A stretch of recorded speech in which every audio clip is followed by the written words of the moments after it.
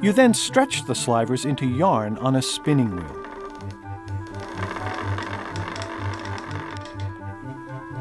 Notice how the yarn gets twisted as it winds onto the spindle?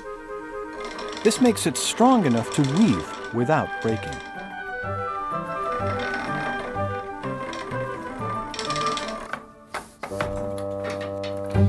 You turn yarn into fabric on a loom, and this is a typical hand loom. Now, weaving was done by both men and women, so I should probably do okay at this. First of all, we have to set up the loom by drawing threads from the warp beam behind the loom across the top to another beam near my feet. The warp threads pass through harnesses, which I can raise or lower by pressing down on these foot pedals, and when I do that, it creates a space between alternating sets of warp threads.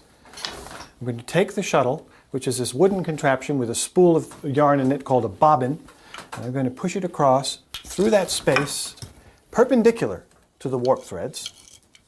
I then press it down, change pedals to raise the other harness to create that over and under pattern that you get used to seeing in weaving. I send the shuttle back through,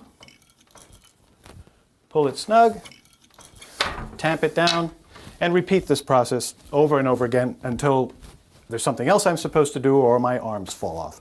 You can see just how much time is going to go into this to produce enough fabric to make clothes. I mean, there's the carding and the spinning and the weaving, then there's the cutting and the stitching and so on, which sort of explains why people back then would have had relatively few clothes. But by the middle of the 1700s, help was on the way.